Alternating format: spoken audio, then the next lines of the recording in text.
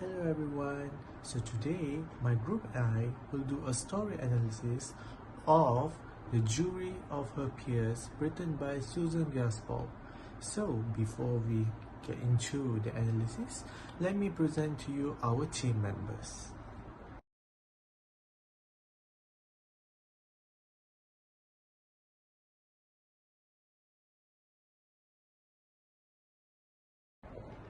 So I will begin with the story information.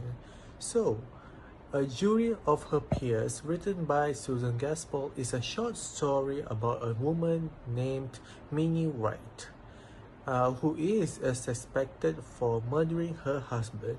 While the men are investigating the crime, the woman notices small details in the house that reveals Minnie's lonely and unhappy life.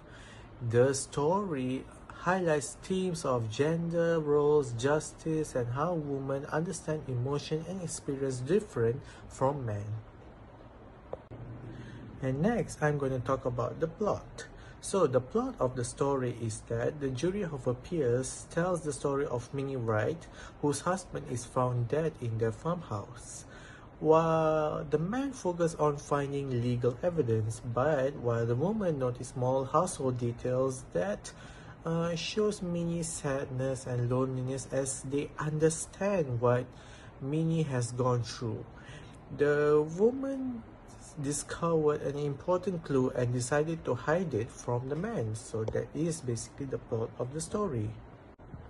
So as for the next part, I will be continuing through the final triangles. So the first one is the expeditions. Minnie Wright, husband's wife, is found dead. And the sheriff, Anthony, and the wives arrive at the farmhouse. So that is the expeditions. The next is the rising team. So for the rising team, the woman discovers clues in the kitchen and sewing materials that reveals Minnie's unhappy life. So that is the rising action. The next is the climax of the story. The climax is that the woman finds the dead bird with a broken neck. Realizing Minnie may have killed her husband out of anger or pain. And the next one is the falling action. So the falling action of the story is that the woman suddenly decided not to tell the man about the bird, about the discovery of the dead bird. And finally is the resolution. The man failed to solve the deeper emotional truth behind the crime, whereas the woman decided to protect Minnie's little secret. So that is from my part. So let's continue with the settings and time. Now I will explain about the setting of time in A Jury of Her Peers. So, this story takes time during the early 90s on a cold March morning. The events also happen over the course of one single day, meaning that the investigation happens continuously without major time jumps. As you can see in the slide, one important evidence is the quote, "It looked very lonesome this cold March morning." This quote clearly shows the season, weather, and the time of the day. The mention of March suggests late winter or early spring, which helps create a cold and gloomy atmosphere. And for another evidence is the quote, "The country not very pleasant this time of year." So this quote further emphasizes the harsh weather and uncomfortable environment surrounding the farmhouse. The time setting is important because it helps create tension and emotional heaviness in the story. The cold weather reflects many Wright's lonely and unhappy emotional state. Also, in addition, the early 90s setting is significant because women during that period had limited freedom and were often underestimated by men. So, this support the feminist theme show throughout the story. The fact that the story happens within one single day also increases suspense because readers discover the clues together gradually with the character during the investigation. Next, I will explain the setting of place in a jury of her peers. So, This story mainly takes place in the Wright's farmhouse, which is located in rural countryside area in America. Most of the important scenes happen inside Minnie Wright's kitchen. As you can see in the slide, one important quotation is "nothing here but kitchen things." The men say this because they believe kitchen items are important and are related to the investigation. However, this has actually become ironic because the kitchen contains the most important clues in the story. For another evidence is it had always been a lonesome looking place. This description helped readers imagine farmhouse as isolated, quiet, and emotionally depressing. The loneliness of the house reflects Minnie Wright's emotional condition and unhappy marriage. The setting is significant because it's not just a background. It symbolizes Minnie's trapped and isolated life. The farmhouse feels cold and empty, which mirrors her emotional suffering after years of loneliness. For the next slide is show that setting plays a major role in developing the story's themes and atmosphere. First, the setting creates a gloomy and tense mood. The cold weather, long and lonely farmhouse made readers immediately feel uncomfortable and emotionally heavy. This atmosphere prepares readers for murder investigation and the emotional tension in the story. Second, the isolated farmhouse. The isolated farmhouse helped readers understand Minnie Wright's loneliness. Since her house is far from society and surrounded by silence, Minnie has very little social interaction or emotional support. Understand Minnie Wright's loneliness. Since her house is far from society and surrounded by silence, Minnie has very little social interaction or emotional support, and this is explained why she becomes emotionally broken over time. For the kitchen setting is also important because it supports the feminist theme of the story. So during that time of period, women were expected to stay in domestic spaces like kitchen, while men handled public matters. The men in the story dismiss the kitchen as unimportant, but the women are able to discover the truth there. This shows that women's experiences and observation are valuable even though society underestimates them. Another important point is that the story happens within one single day only. Because there are no time jumps, the investigation feels immediate and realistic, and readers discover the clues step by step together with the characters, which increases suspense.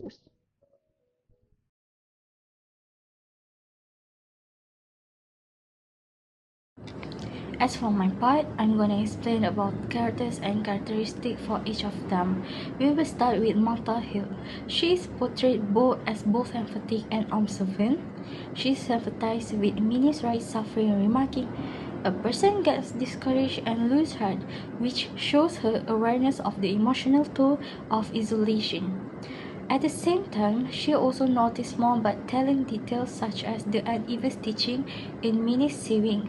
"Look at the sewing, all the rest of it is nice and even, and look at the one that threads all over the place." This observation revealed her ability to connect Minnie's inner turmoil with the physical evidence around her. Next, we will talk about Mrs. Peters. Begins as submissive, aligning herself with authority when she says, "The law is the law, and a woman married to the law." This reflects her loyalty to her husband's position as sheriff. However, she undergoes a transformation, becoming emphatic and supportive of Minnie. Her statement, "We all go through the same thing, is just different kind of the same thing," shows her recognition of shared female struggles and her shift towards solidarity with Martha Hill. For the third characters, we're going to talk about Minnie Wright. She is Amadiah's isolation and oppression. When Lewis Hill finds her after the murder, he describes her as sitting there, rocking back and forth. She looked queer, which highlights her loneliness and detachment. Her oppression is symbolized by the dead bird, as Mrs. Hill recalls Minnie's former liveliness. She was kind of like a bird herself, real sweet and pretty, but kind of timid and fluttery. The bird struggling mirrors Minnie's own silent spirit under John Wright harsh control.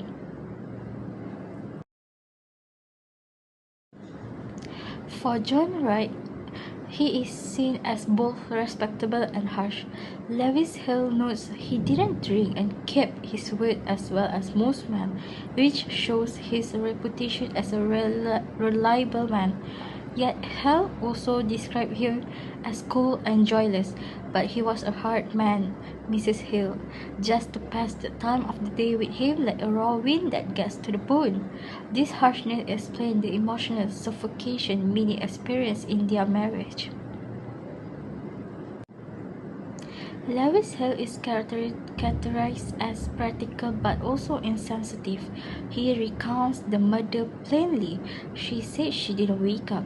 She said he was lying there with a rope around his neck.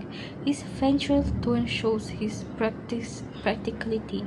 However, he fails to notice Minnie's despair, focusing instead of trivial details. She was plaiting her apron. This insensitivity underscores the man's inability to grasp the emotional reality of Minnie's life. For the second class, we have Judge Henderson. He is the country attorney, is both confident and dismissive. He asserts control over the investigation, saying, "Nothing here but kitchen things." His confidence borders on arrogance. He also mocks the woman's concern, remarking, "But you know, women are used to worrying over trifles." This dismissiveness blinds him to the crucial evidence the woman uncovered. For the last part, we have Henry Peters. He is the sheriff, comes across as general yet practical. He jokes slightly about Minnie Preserve, saying, "Well, can you beat a woman half for mother at worrying about her preserves?" His general tone make him seem less severe than Henderson. However, his words also reveal a patriarchal mindset, dismissing women's concern as trivial and reinforcing the gender divide in the story. Now, for my part, I'll be talking about the conflicts. For the first conflict is external conflict, character versus character. The main conflicts, Minnie Wright versus her husband John. Even though John is already dead when the story starts, his harsh personality is everywhere. Mrs. Hill literally described him as a raw wind that gets to the bone, meaning he was cold, cruel, and made life miserable for Minnie. When the woman finds the dead bird with its neck wrong, they realize John probably killed it. It was Minnie's last bit of joy, and he destroyed it. For the second conflict, woman against society, character versus society, more specifically against the male dominant system. Throughout the story, the men keep dismissing the everything women notice as trifles, like it's not important. But the irony is those small details is the key of solving the case. The men are too arrogant to listen, so they miss everything. Now for my last conflict is internal conflict, which is character versus self. Both Mrs. Hill and Mrs. Peters experience emotional struggle and guilt throughout the story. And first, Mrs. Peters struggle between following the law and understanding Minnie's pains. At first, she believed strongly that the law is the law. However, she began to sympathize with Minnie after remembering her own loneliness and painful experience. Meanwhile, Mrs. Hill, guilty, she did not visit Minnie often, and she realized that Minnie suffered alone for many years. This is why she said, "That was a crime. Who's going to punish that?" Showing that her regret and sadness. This internal conflict helped the audience to understand why both women decide to protect Minnie in the end. Now I will explain the point of view that I have used in the story. So, this story uses a third-person limited omniscient point of view. Why? The narrator is outside the story and use pronouns like he, she, and they.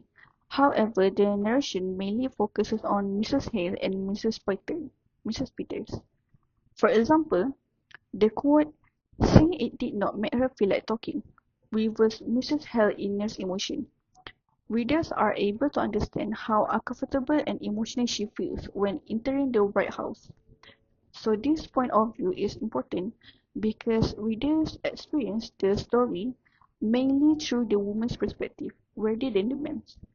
As a result, readers become more emotionally connected to the woman and begin to understand Minnie's suffering more deeply.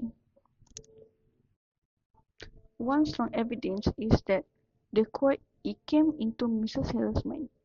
This clearly shows that the narrator has access to Mrs. Hale's thoughts. Another evidence is that the story frequently describes the woman's reaction, emotion, and observation, while the man's deeper thoughts are not explored in detail.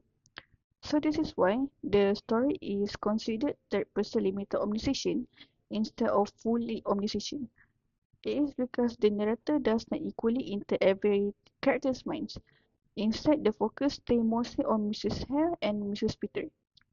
This limited perspective is effective because the reader solve the mystery alongside the woman, and slowly notice the clues together with them, such as the unfinished quilt, broken breakage, and dead canary.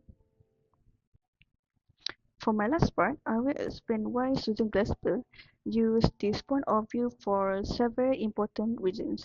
Okay, first, it allows readers to understand the women's emotion and sympathy towards Minnie Wright. Let's say if the story focuses only the male investigator, readers might judge Minnie immediately as a criminal. However, through Mrs. Hale and Mrs. Peter's perspective, readers begin to understand Minnie's loneliness and emotional pain. For the second point, which is the point of view builds suspense gradually. Uh, instead of revealing the truth, instead of revealing the truth, the story lets readers discover clues slowly through the woman's observation. This keeps readers more curious, and engaged throughout the investigation. Third, the narration emphasizes women's perspective and intelligence. Um, in the story, the men laugh at the women and call their concerns trivial, but the women are actually the ones who understand the motive behind the murder. Through this, Glasper criticizes gender inequality in society. For the last point, this point of view strengthens the feminist message of the story by showing that women's experiences, women's experiences, emotion, and domestic knowledge are actually meaningful and powerful. Okay, next we're gonna talk about the two main themes which is being in this short story. For the first theme, we have gender roles and male dismissiveness. As we know that the dialogue which is say, but you know, women are used to worrying over trifles. This line shows the man condescension, while ironically, the woman's attention to details uncover the murder cause. The story highlights how men dismiss women concerns as trifles, reinforcing patriarchal attitudes. Yet those trifles, the unfinished sewing, the broken package, the dead bird, reveal the truth about Minnie Wright motive. For the second thing, we have female solidarity and empathy. As we know, Mrs. Peters reflects, we all go through the same thing, it's just different kind of the same thing. This line shows her shift from loyalty to law towards solidarity with Minnie, recognizing shared female suffering. Mrs. Hill and Mrs. Peters move from passive observers to active protectors of Minnie Wright. Their shared understanding of women's struggles leads them to conceal the evidence, forming a silent jury of empathy. As for the last part, let's move to literary devices. Literary devices are techniques that has been used by the author to create deeper meaning as a way to make a story feels more engaging for readers. In A Jury of Her Peers, Susan Gaspel uses several literary devices, such as symbolism, irony, and imagery, as a way to highlight important themes like gender, inequality, isolation, and emotional suffering. As for symbolism, symbolism is a literary device in which an object, event, or character represents a deeper meaning beyond its literal meaning.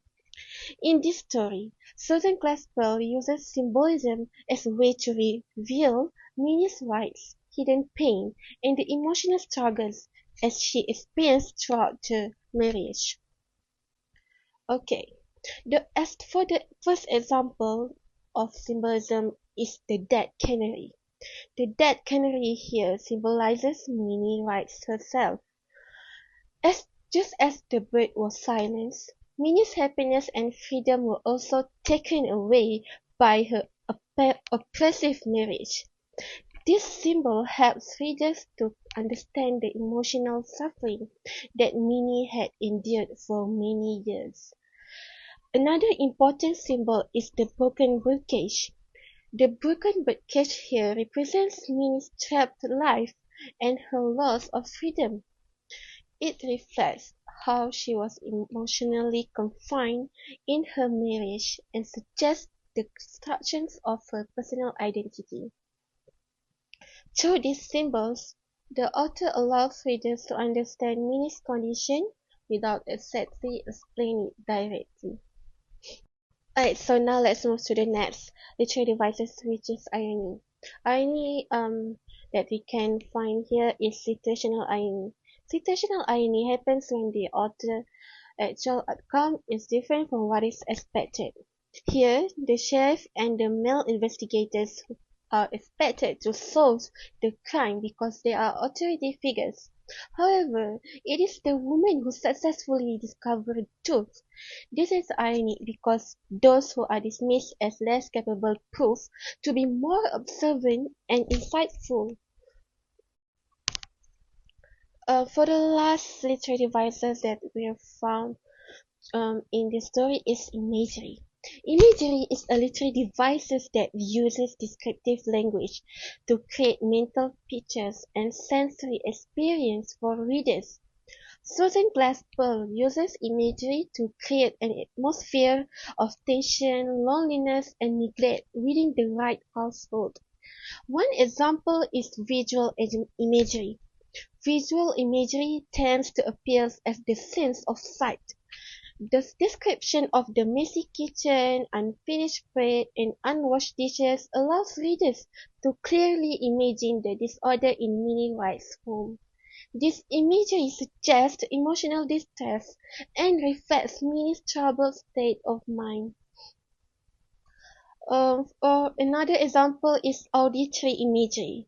Auditory imagery appeals to the sense of hearing. The silence inside the right house creates a strong sense of emptiness and loneliness. This silence reflects Minnie's isolated life and emphasizes the absence of happiness in her marriage. That is all from my group. Thank you.